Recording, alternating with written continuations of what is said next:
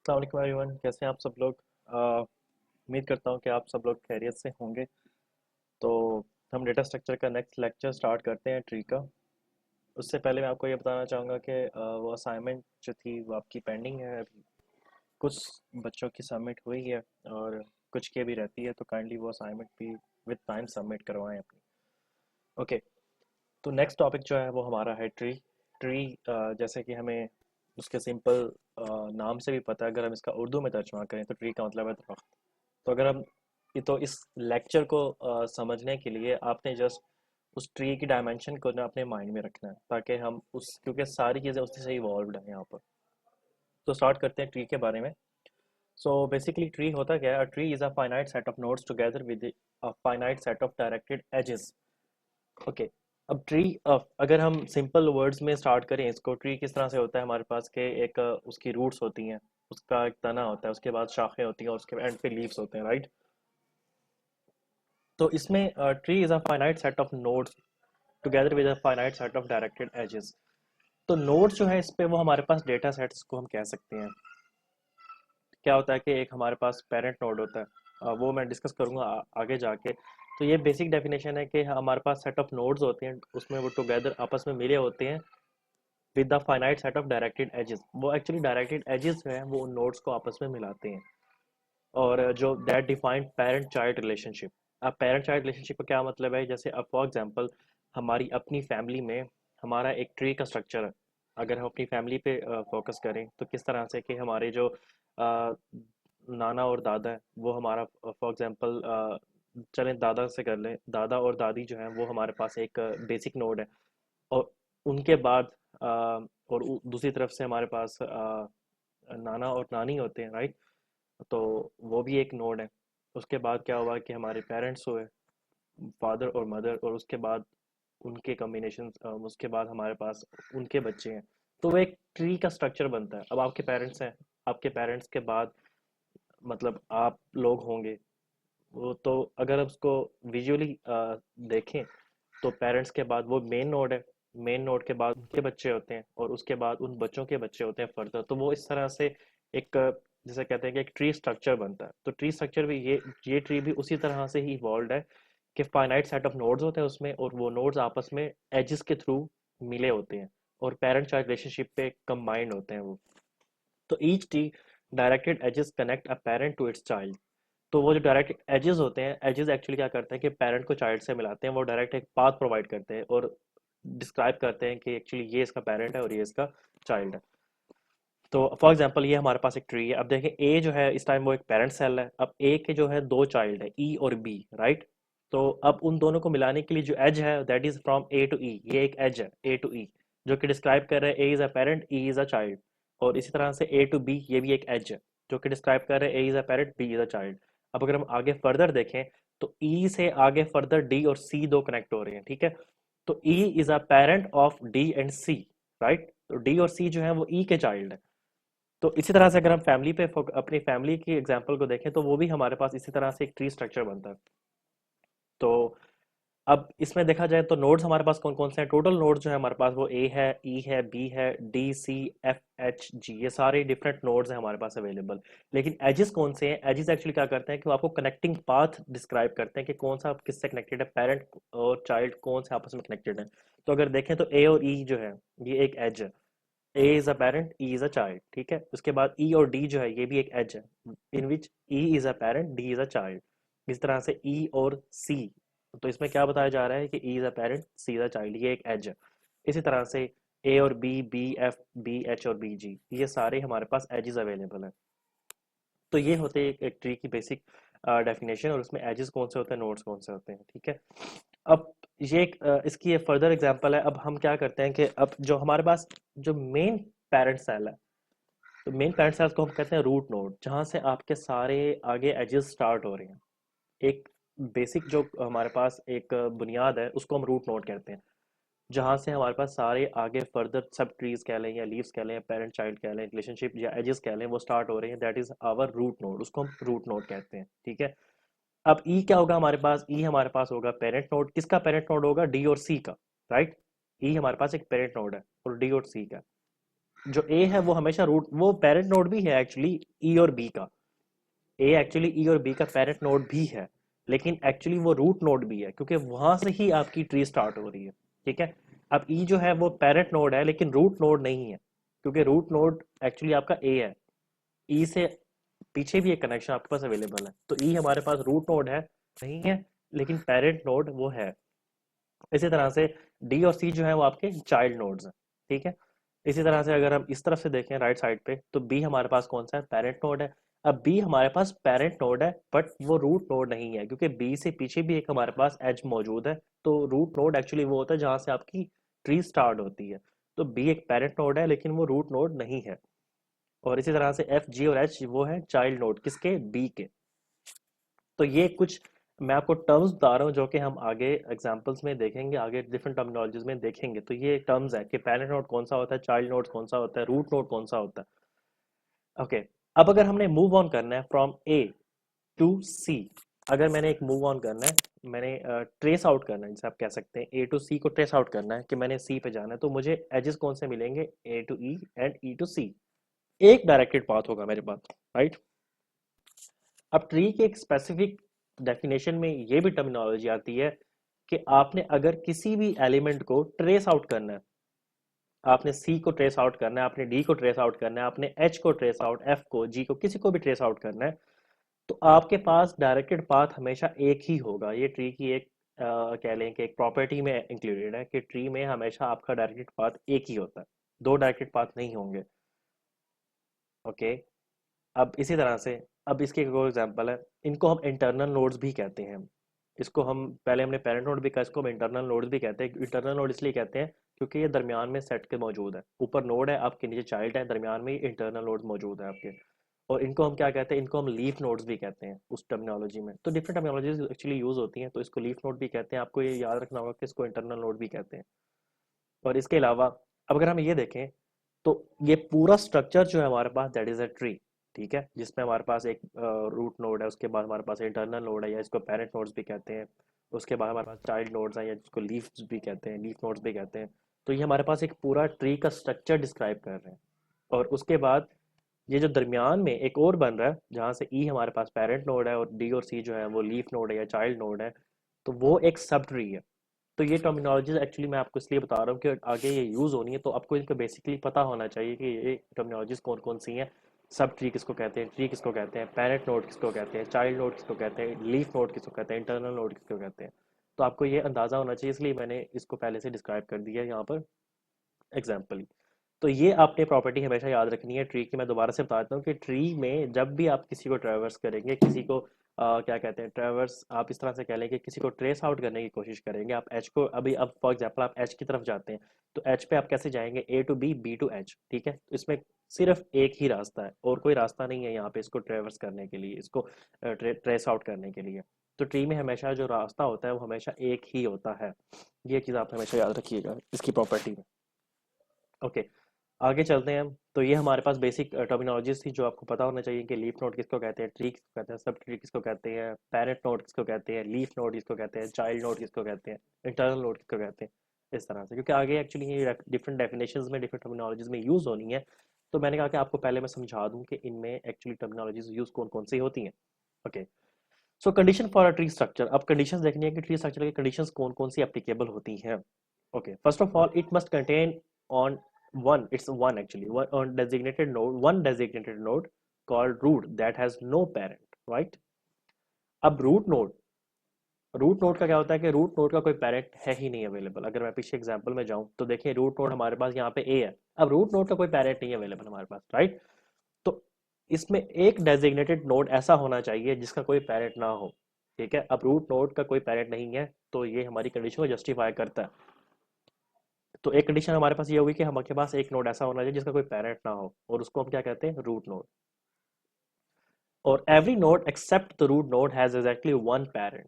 ठीक है, अब हर नोड का एक्सेप्ट द पेरेंट वन, जो पेरेंट नोड है उसके अलावा, या जो except the root node, sorry, every node except the root node has exactly one parent, right.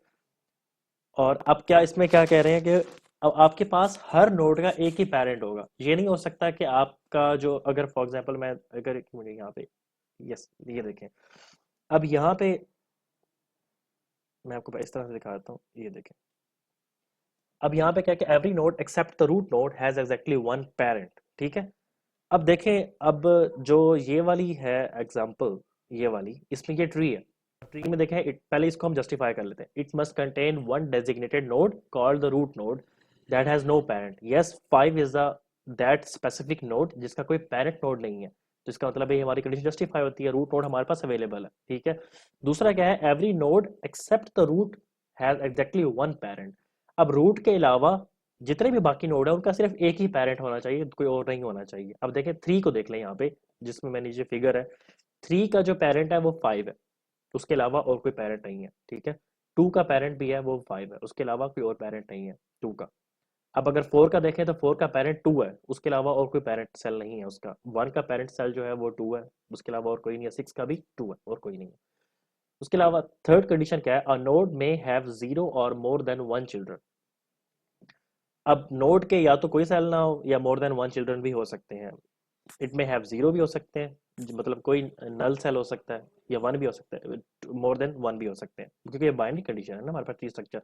Okay, there is a unique directed path from the root to the each node. अब हमने ये भी देख लिया कि एक ही पाथ होता है। अगर आपने किसी को, या फॉर एग्जांपल मैं यहाँ पे 6 को ट्रेस आउट करता हूँ इस फिगर में, तो मैं क्या से जाऊंगा, 5 टू 2, 2 टू 6, तो मेरे पास एक ही रास्ता है, इसके अलावा और कोई रास्ता नहीं है। अब फॉर एग्जाम्पल मैं आपको एक और इमेज दिखाता हूँ। अब इस इमेज में देखें, अब एक इस इमेज में अगर हम दोबारा से इन कंडीशंस को देखते हैं, it must contain a designated node called the root node. Yes, root node हमारे पास अवेलेबल है जिसका अपना कोई पेरेंट सेल नहीं है, राइट। दूसरा क्या है, every node except the root node has exactly one parent. अब यहाँ पे देखें, ये कंडीशन जस्टिफाई नहीं होती, क्यों? क्योंकि इसका जो है, अगर आप 4 पे जाना चाहते हैं, आप पोजीशन 4 पे मूव ऑन करना चाहते हैं, तो आपके पास, अब फॉर एग्जाम्पल पोजीशन 4 जो है उसके दो पेरेंट सेल बन रहे हैं। एक कौन सा पेरेंट सेल बन रहा है, 2 बन रहा है, और एक 3 बन रहा है। ये पॉसिबल नहीं है। इसका मतलब है ये ट्री एक्चुअली ट्री नहीं है, ये गलत है, क्योंकि वो कंडीशन को जस्टिफाई नहीं करता। अब 4 के देखें, दो पेरेंट सेल बन रहे हैं, 3 भी बन रहा है, 2 भी बन रहा है, तो इसका मतलब है ये कंडीशन को जस्टिफाई नहीं करता, that is not a tree actually, ठीक है। और अगर यहाँ पे भी देखें, चौथी कंडीशन जो है, there is a unique directed path from the root to each node. अब देखें, इस पे यूनिक डायरेक्टेड पाथ नहीं है। अगर आपने 4 को ट्रेस आउट करना है, तो 4 को आप यहां से भी ट्रेस आउट कर सकते हैं और आप यहां से भी ट्रेस आउट कर सकते हैं। तो इसका मतलब है यूनिक तो पाथ ना हुआ, इसमें तो दो डिफरेंट पाथ्स हमारे पास अवेलेबल है। तो ये ट्री नहीं है। ट्री में आपके पास हमेशा एक ही रूट होता है उसको ट्रेस आउट करने के लिए, स्पेसिफिक नोड को, ठीक है।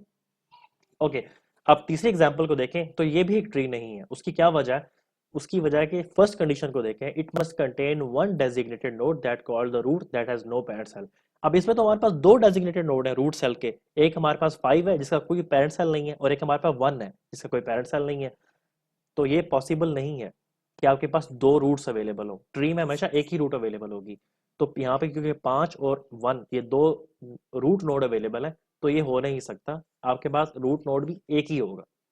ओके, तो ये examples he conditions for tree structure के। ट्री स्ट्रक्चर एक्चुअली के ये चारों कंडीशंस आपको आनी चाहिए। इन चारों कंडीशंस की बेसिस पे एग्जांपल्स भी आ सकती हैं कि ये बताएं कि ये रूट नोड है या ये रूट नोड नहीं है, इस तरह से, राइट। तो आ, आपको पता होना चाहिए कि कंडीशन कौन कौन सी जस्टिफाई होती है, और आपने वो लिखनी है कि ये कंडीशन जस्टिफाई होती है, ये कंडीशन जस्टिफाई नहीं होती, इस तरह से। ओके, आगे चलते हैं। तो अब हमारे पास टाइप्स ऑफ ट्रीज है हमारे पास। तो ट्रीज की टाइप्स जो हमारे पास अवेलेबल है वो कौन कौन सी है? एक बाइनरी ट्री है हमारे पास, एक बाइनरी सर्च ट्री है, and third one is the AVL tree. इनको हम एक एक करके पढ़ेंगे फर्दर, ठीक है। सो स्टार्ट करते हैं बाइनरी ट्री से हम। सो बाइनरी ट्री क्या होता है? अब बाइनरी का मतलब क्या है? बाइनरी का मतलब है टू। बाइनरी हम पढ़ते हैं ना, 1001 1001। बाइनरी का एक्चुअली मतलब क्या होता है? टू होता है। A binary tree is a tree data structure in which each parent node can have at most two children. अब बाइनरी ट्री एक्चुअली ये बताता है कि आपके पास एट मोस्ट दो चिल्ड्रन हो सकते हैं, जो कि हमने पीछे एग्जांपल डिस्कस किया। अगर मैं पीछे जाऊं दोबारा से, तो अब यहाँ पे देखें, अब ये जो मेरे पास जो फर्स्ट एग्जांपल है, जो इमेज है, ये वाली इमेज, ये वाली ये ट्री की इमेज है। अब यहाँ पे देखें, टू के तीन चिल्ड्रन है, ठीक है। It is a tree, actually it is a tree, ये गलत नहीं है, but it is not a binary tree, क्योंकि बाइनरी ट्री में आपके पास हर पेरेंट नोड के आगे दो ही चिल्ड्रन नोड्स होंगे। तो ये ट्री तो है क्योंकि उसकी सारी कंडीशंस को जस्टिफाई करता है। बट ये बाइनरी ट्री नहीं है, क्योंकि बाइनरी ट्री में आपकी कंडीशन क्या है कि आपके पास दोबारा से चलते हैं उधर, कि एटमोस्ट 2 चिल्ड्रन नोड्स होने चाहिए आपके पास। अब फॉर एग्जांपल आप ये एग्जांपल देखें, अब 1 के 2 चिल्ड्रन नोड्स हैं, 2 और 3, तो ये ठीक है। 2 के 2 हैं, 4 एंड 5, और राइट 4 के भी 2 हैं, 8 एंड 9, 5 के भी 2 हैं, 10 एंड 11, 3 के भी 2 हैं, 6 एंड 7, 6 के भी 2 हैं, 12 एंड 13, और 7 के भी 2 हैं, 14 and 15।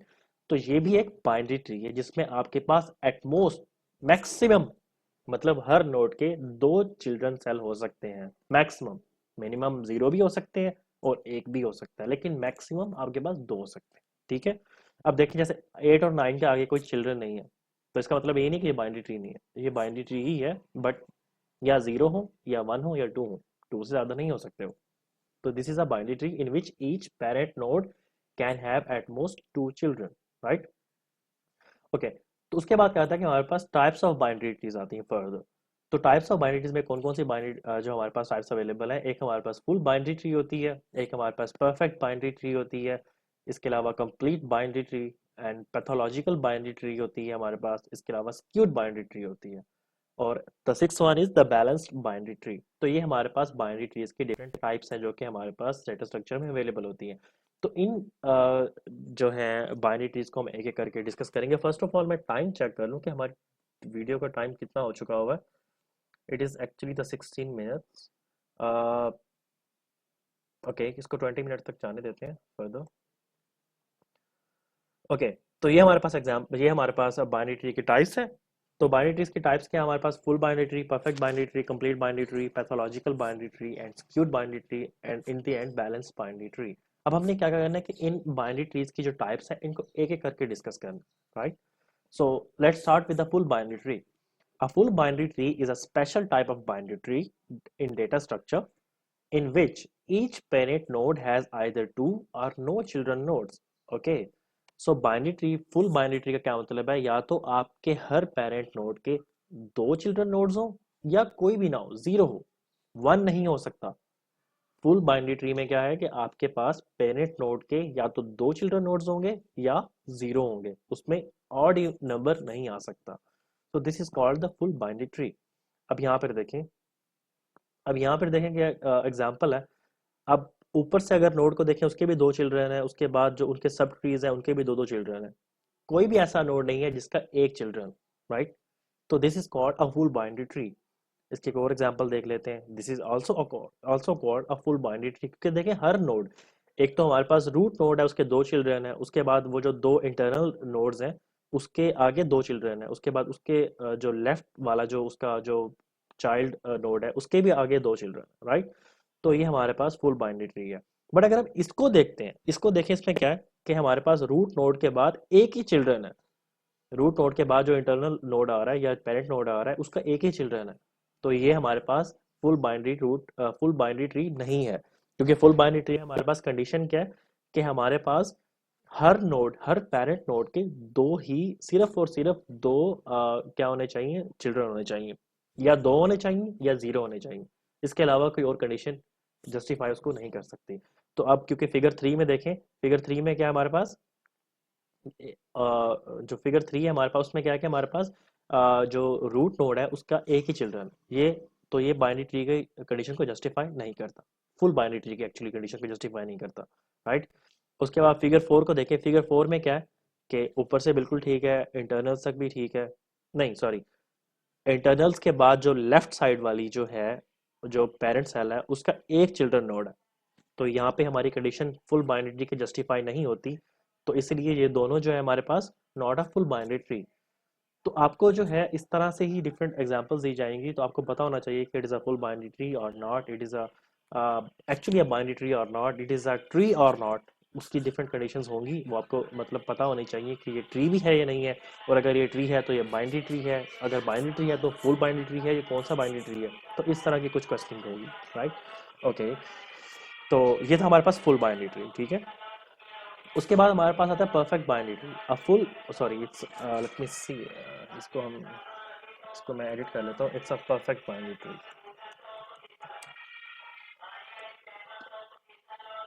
Okay. So a perfect binary tree is a special type of binary tree data structure in which each internal node has, okay, first of all,